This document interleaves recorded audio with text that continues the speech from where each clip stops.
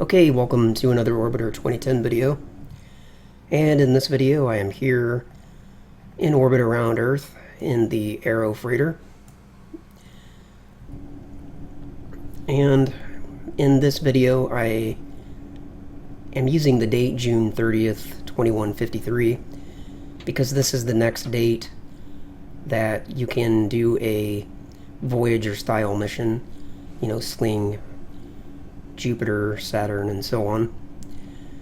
I've actually recorded this video once before using the XR5 Vanguard. I just wasn't happy with the way that video worked out, so I decided to scrap it and redo it, which was a tough decision because obviously it was a lot of work. Let me turn off this radio chatter. When I decided to redo the video, I was originally thinking that I would use the standard Delta glider because the standard Delta glider has plenty of fuel to do that mission and you don't have to concern yourself with locks. The other option obviously being the XR2 Raven Star, which I love, but using that vessel you can't carry enough oxygen with you to complete a mission like this without using some kind of locks override cheat, and I didn't want to do that. And other options would be to download a new vessel. There's one called Deep Star, which is pretty cool, and it's been recently updated, so I was maybe thinking about that one, but I decided ultimately I would go ahead and use the Aero freighter because it's a really cool vessel, and for this kind of mission, you know, going way out to the outer planets, who wants to be cramped up in a Delta glider? The only thing about the Aero freighter is that you can't start off on the ground, at least not on Earth, because it doesn't fly through the atmosphere. It's not designed for that. It's a vessel that's designed to work in the vacuum of space. So what I did was I just started an arbitrary scenario, set the date to what I needed it to be, and then I used the scenario editor to put this vessel in orbit. I didn't choose where in orbit it would go, so I have really no idea where I'm at in my orbit.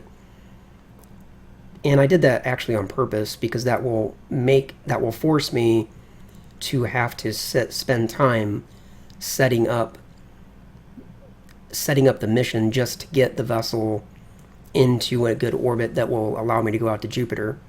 And I think that would be similar to what you would have to do if you were on the ground, whereas I could have used the scenario editor to put the Aero freighter in an orbit that was already in a good alignment for going out to Jupiter, but I felt like that would be cutting corners and I didn't really want to do that. Otherwise, I don't really know anything about this vessel, so one thing I had to do was see how much fuel it carried, and I brought up burn time calculator to see that it has 92 kilometers worth of main fuel, so that's plenty to do this mission, so that wasn't a concern. But I also noticed here on this information board that it only had 5 years worth of oxygen, which isn't going to be enough. So I used the cargo system here to add in a bunch of extra oxygen. Hopefully this is enough. And you can actually see the oxygen modules out here in the cargo ring, which is pretty cool. That's these blue things. This whole scaffolding system here is the cargo ring, and each one of these modules is an oxygen module. So as I consume LOX, I will be able to come over here to this board, and I guess you just click here under operations for use O2, and it'll take one of these oxygen modules and I guess add it to the main system. I don't really know how that part works. I've never used this vessel. So I'm not considering this a learn with me just because I'm just trying to get familiar with the vessel, but otherwise I know how to do this. I've done the Grand Tour a few times. So let's go ahead and set things up. Now the first thing I have to do is get into a different orbit, because again, this wasn't I didn't use the scenario editor to put the aerofreighter into a good orbit, so I am just on some arbitrary inclination. I guess it used well, it looks like it used a 0 inclination with the ecliptic. Maybe that's the default for the scenario editor. So let's bring up transx on both sides and go through, do what we need to do. Hopefully it goes without saying that this is a fairly advanced mission, and I can't go through the basics of transx in every single video, or else I'll never get them recorded. So at this point, I'm assuming that you're going to be able to follow along with what I'm doing without me having to explain, okay, well, this is why I'm pressing the plus button, or this is why I'm pressing VW. So hopefully you can follow along. But I will explain anything that I feel needs explanations. But we'll start by escaping Earth. Then we'll go forward on that side, and we want Jupiter as our first planet. We're not even going to worry about the slings at this point, because we need to get into a different orbit first.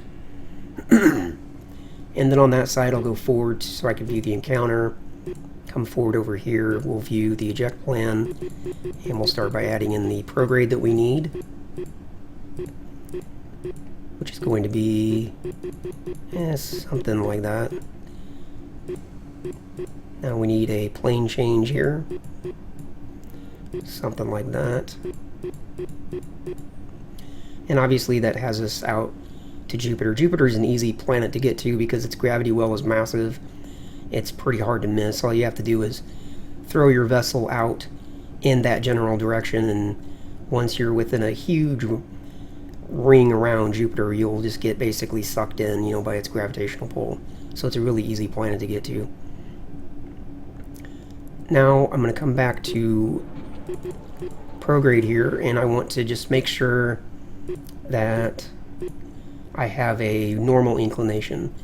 This is a retrograde inclination, and for the sake of slinging Jupiter to go out to Saturn, we can't have a retrograde inclination. We need it to be the other way. So that's better. That has a nice low inclination. And at this point, I'm not going to worry about minimum altitudes and all of that, because the only thing I'm trying to do here is figure out a different orbit to get into. Alright, now we'll come back on this side, and on that side I want to bring up orbit and look at my altitudes as from the center of the Earth. You can see here I'm at an altitude of 637 kilometers, but for the sake of setting up transx, I need to know these numbers.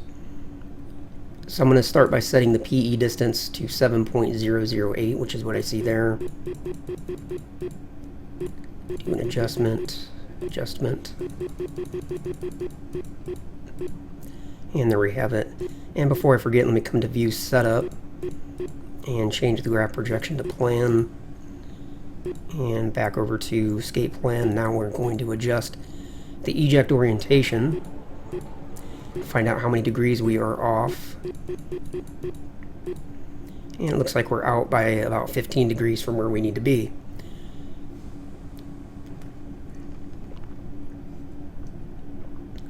Now I believe I need to change the frame on Orbit MFD. I believe these are going to be my nodes. So let me just think about this for 1 second. I'm trying to think about the best time to do the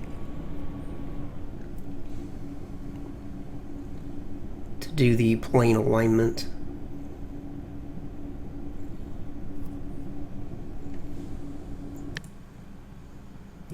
Don't know if I actually would want to use a line plane or not. I don't know if that really makes sense.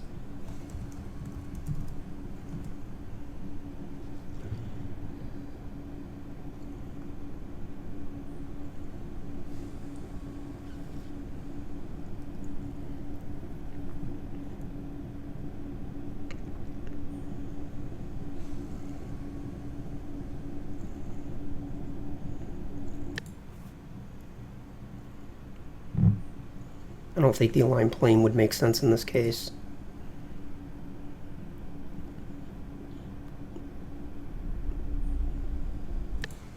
Yeah.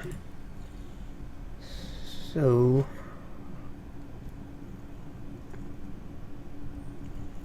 warp time forward a little bit to get over to the nodes here. And let me do an adjustment here, and that's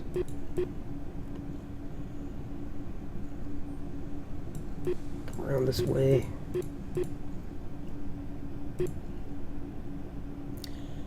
And that's backwards, so let's go the other way.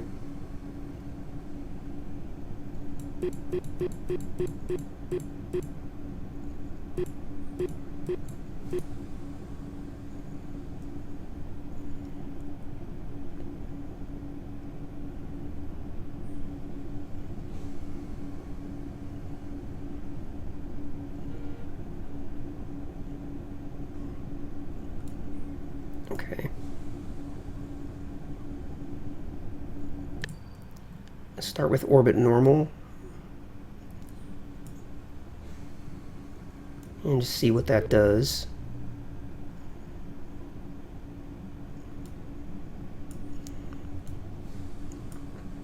Obviously, usually when you set these types of missions up, you're doing it from the ground, so it's a little different when setting it up already in orbit. It makes me have to think about things that I don't normally think about, or think differently.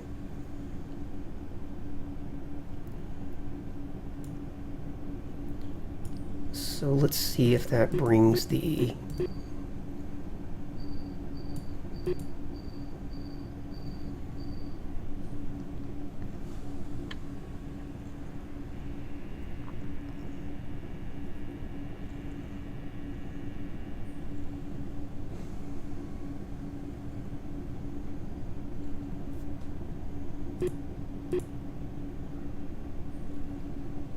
just debating the best time to do this burn in order to get the relative inclination lower.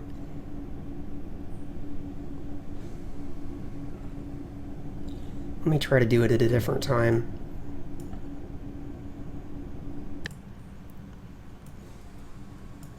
Instead of here, let me come around. Let's see if that would make more sense.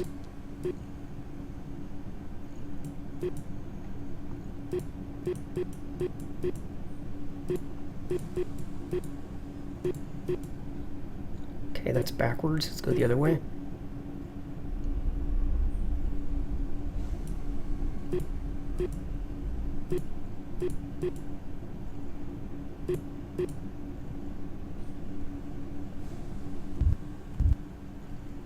Okay, and we need to be minus this time since we've gone around.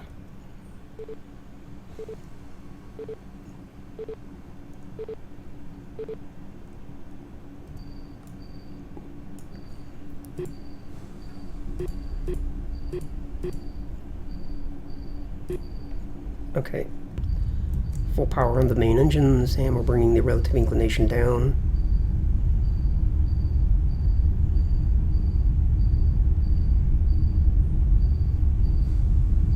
Still not sure if I'm doing this burn at the ideal time, but doing it at the nodes was giving me some really funny looking numbers.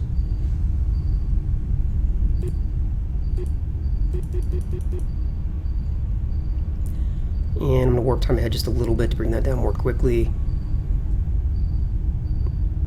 And we'll go with that. Oops, do an adjustment.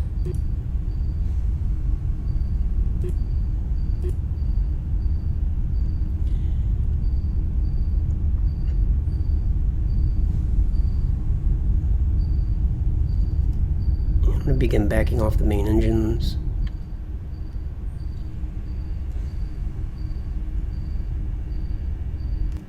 Okay, now we've got a nice low number there, but let's make sure we get it all the way down. Translation.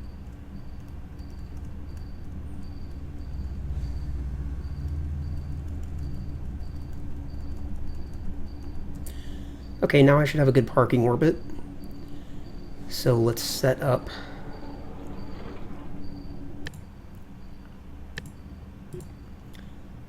Let's check things out and make sure that we still have a good plan for Jupiter.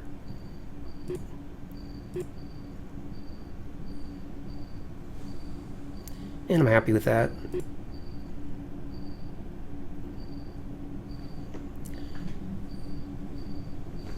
Okay, now there's actually a couple of ways we can do this. We can actually just go to Jupiter and then set up our slings en route, or we can start setting up our slings now.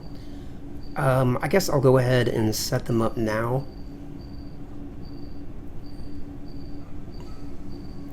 But I just wanted to mention that you don't have to do that. You can actually go to one planet or go on your way to one planet, set up the sling for the next one, then go to the next one. You don't have to do it all at once. But we'll go ahead and start setting up some slings now. So here again I can see that my inclination out towards Jupiter is really low, and my minimum altitude is it's got a really tight sling around Jupiter. I'm going to see if I can actually raise that a bit. Maybe get out to the orbit of the moons. And we'll start with that. Now I'm going to press VW, and we want to escape. Let's actually go backwards, it'll be faster. So we'll escape Jupiter, and then we'll pick the next planet in the sequence, which is going to be Saturn. Then we'll come forward on actually this side, and we'll view the encounter at Saturn. Then we'll come forward over here, and we want to view sling direct.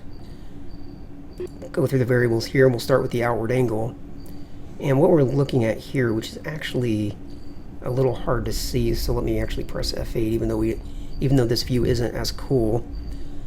I think it's a little easier to see.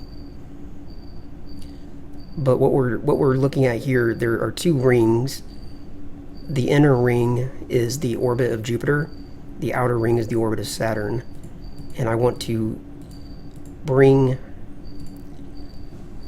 my outward angle down until my closest approach has me coming close to Saturn, which I can now see it does over here. And the same deal, we want an inclination that's going to be low, like this is polar, and that's coming around to the other side, which is what we're going to want. Now I'm going to need to come to the inclination angle and adjust my inclination. And you can see that it's coming down. And that's really nice there. So let's go back to the outward angle, and let's just start bringing the minimum altitude down so we can get in close to Saturn. And let's do a little more with the inclination angle.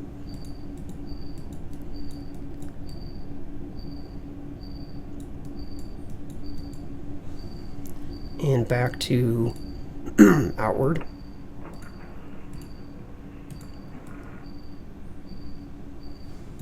And that's actually looking really nice right there.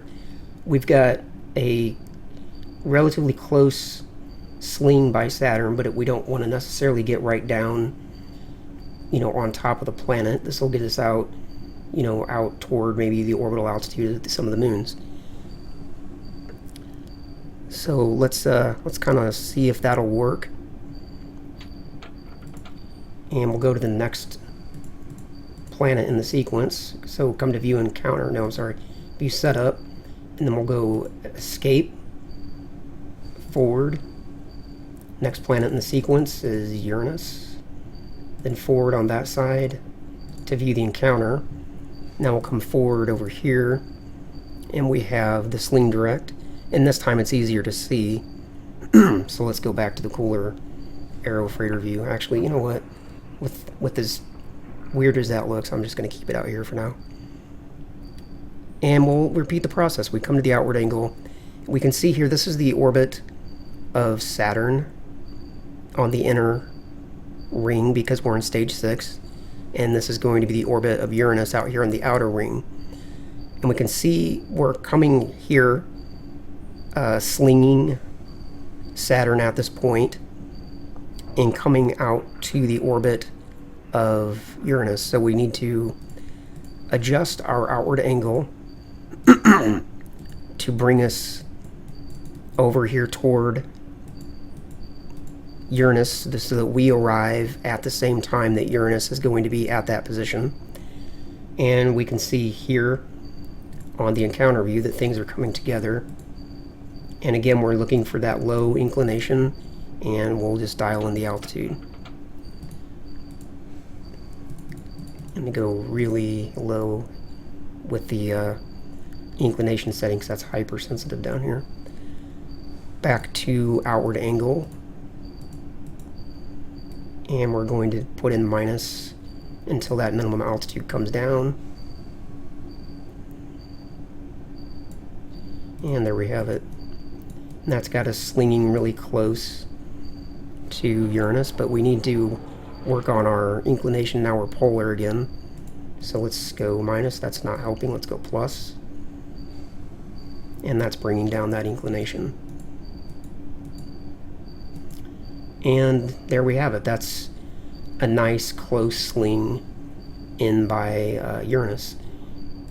So we'll set up the next sequence, escape for Uranus. Go forward and pick Neptune. Go forward to view the encounter. Come forward on this side to sling direct. And we do this one more time.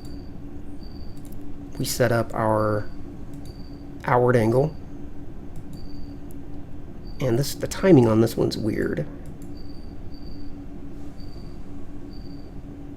because you can see the way we're coming around, slinging by Uranus. That has us arriving really early at Neptune. That's going to be interesting to resolve that one.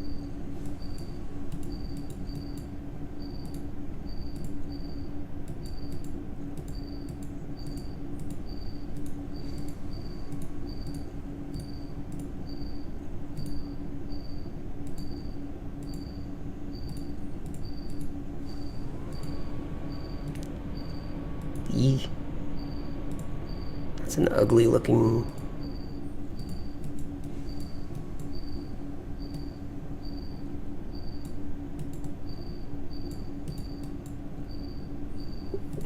Alright, hang on.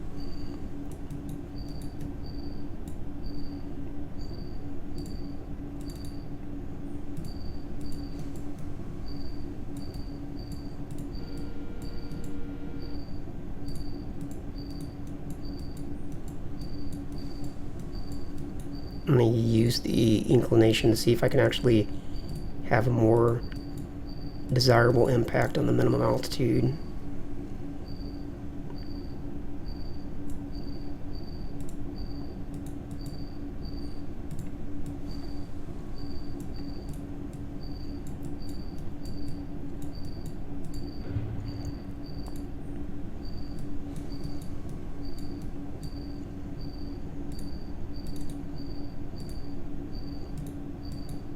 I'm not too worried about the inclination at Neptune because it's our last planet in the sequence.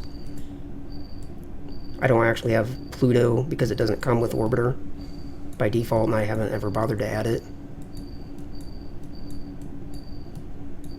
So as long as we can get over to Neptune,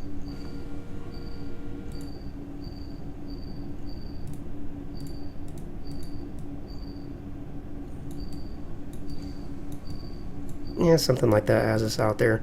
It's a weird sling. Maybe this date isn't quite perfect, or I could be slinging in a little too close to Saturn or Uranus and accelerating myself over to Neptune too quickly. Nevertheless, it looks like we're going to get there, so I'm not going to worry about it.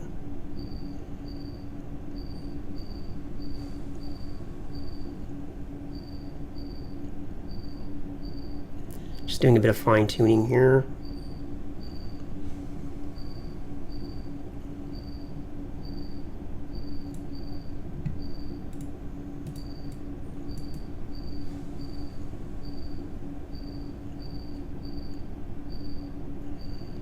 Yeah, that's got us down to less than 1,000 kilometers, so that will work.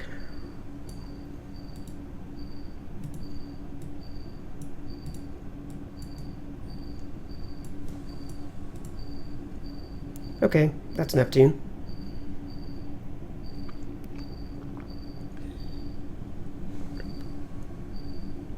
So that has all the slings set up to go to each of the planets, but in order to get everything set up cleanly, correctly, we need to go all the way back to stage 3 on this side, and it'll be stage 2 on this side.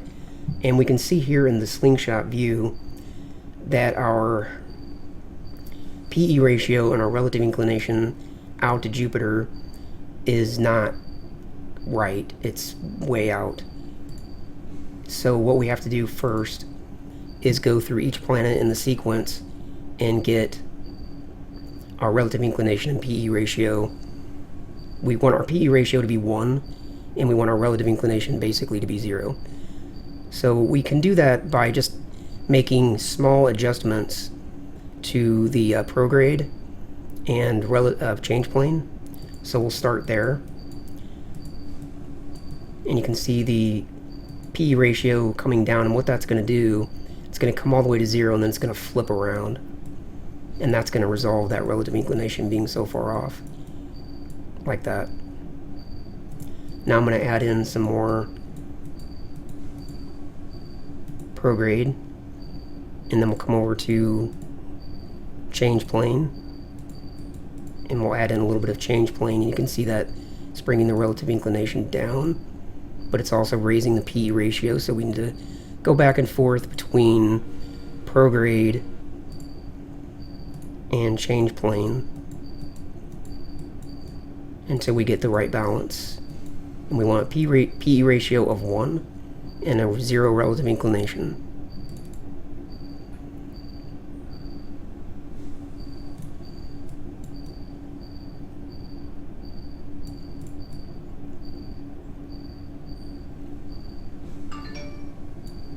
Just one moment.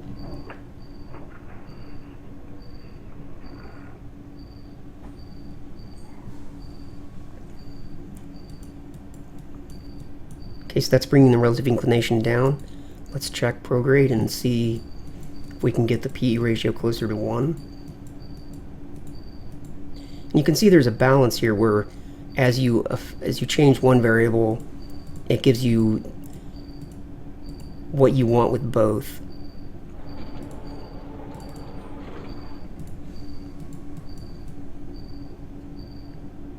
Okay, PE ratio is 1, relative inclination still needs to come down a bit.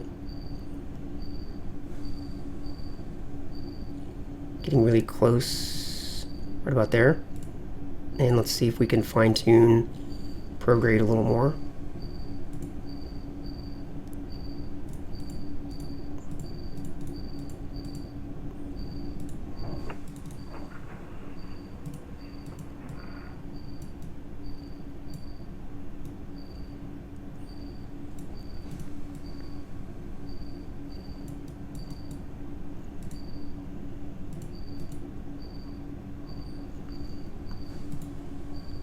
Now if we take a look at our slingshot view, we can see that our PE ratio is 1.001, and we've got a really low relative inclination. That's actually good enough. If I sat here long enough, I could get these even more fine-tuned, but it wouldn't really do any good to fine-tune them beyond this point, in my opinion. And if we take a look at this view, we can see that we've got a nice clean sling heading out to Jupiter. Of course, this will change as we pull away from Earth, and we'll have to do, various mid-course corrections.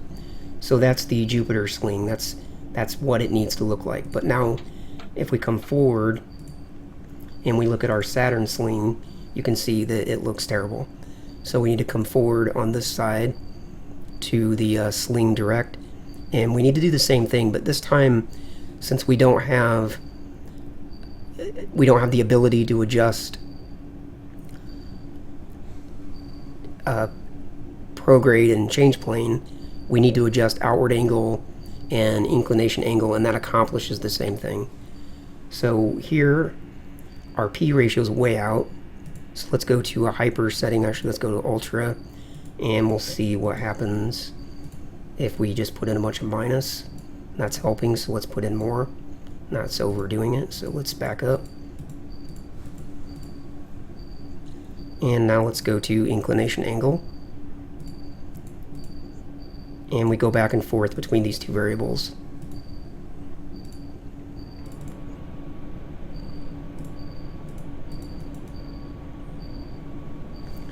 Relative inclination is coming down, and P ratio is getting very close to 1.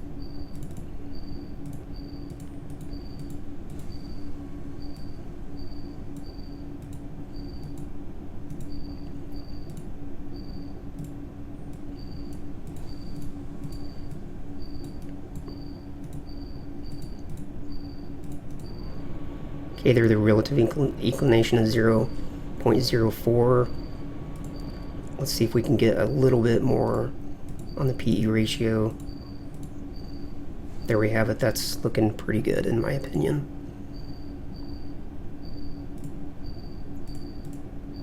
Yeah, I like that. And if we look at this view, we can see that we've got a nice close pass here by Saturn. Actually, that's a little closer than I would like, but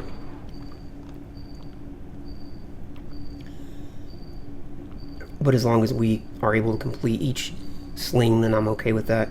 This might actually be why we're arriving at Neptune early. We're coming by Saturn so close that we're probably getting a velocity boost. So anyway, now we need to go forward to stage 7, and we can see here that, you know, our Uranus sling is all, you know, it's not what it needs to be. So we'll come forward to sling direct in stage 6, and we fix it.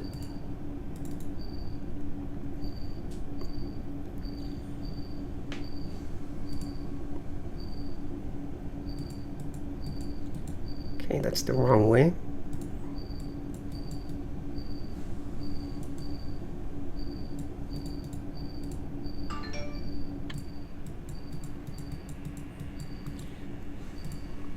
Inclination angle, outward, inclination angle. Okay, relative inclination is getting close to 1, or getting look closer to 0 rather, and the PE ratio is getting closer to 1.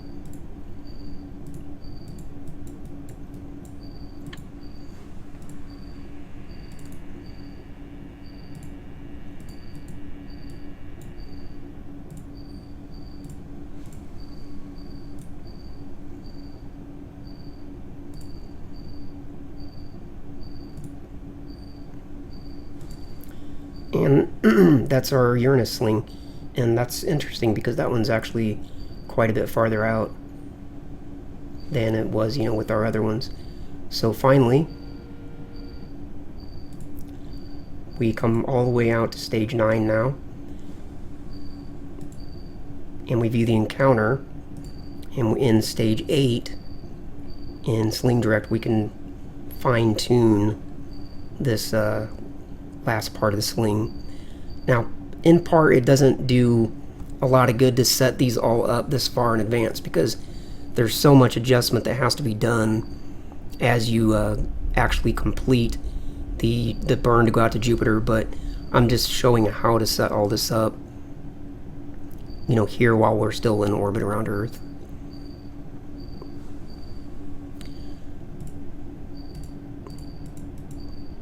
And this one's different because since it's the last planet in the sequence, we're not looking for a PE ratio, relative inclination. All we're doing here is just trying to dial in a nice minimum altitude.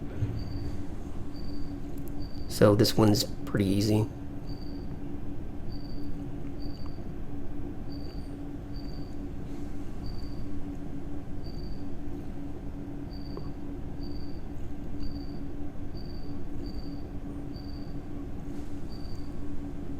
And as we're getting in close, let's go over to inclination angle and bring down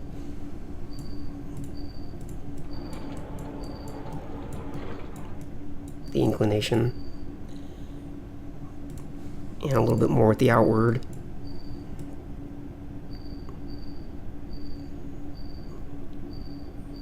And we're just going to drive all the way into Neptune. Not that we're actually going to do that, but just to show kind of how close we can get.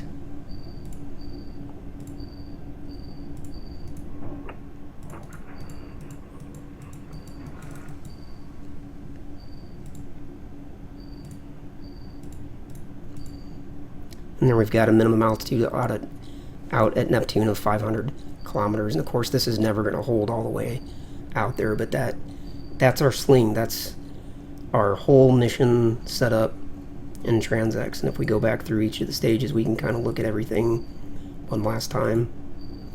There's the Jupiter sling.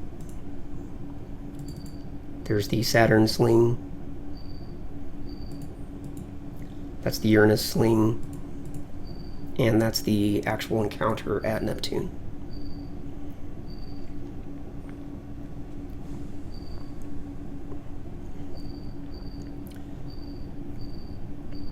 Okay, now that I've got this set up, let me Control S to save the scenario.